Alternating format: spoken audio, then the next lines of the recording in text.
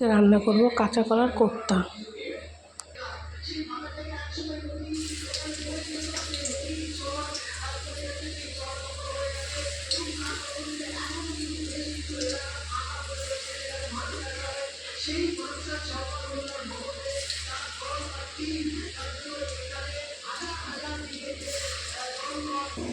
আমার ভাজা হয়ে গেল কোপ্তাগুলো, এখন উঠাই নেব।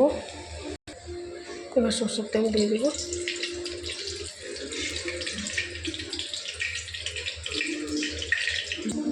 কটা সম্বরা দিয়ে দেবো, গোটা গরম মশলা,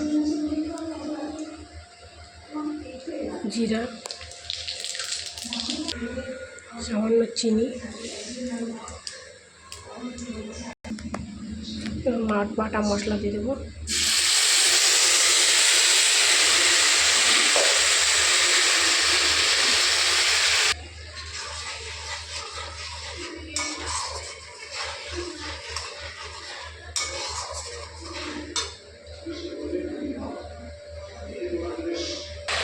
কটা কিশমিশ দিয়ে দেবো।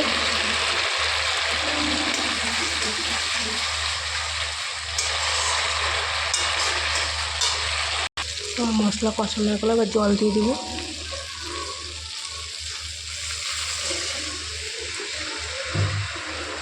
তার সাথে রান্না করছি পটল আলুর রসা, তারপরে আছে ডাল, মুগের ডাল, তারপর আছে আমের চাটনি,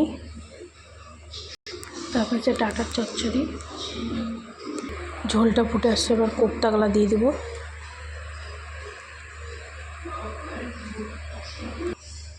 আমার কোপ্তা বানানো রেডি।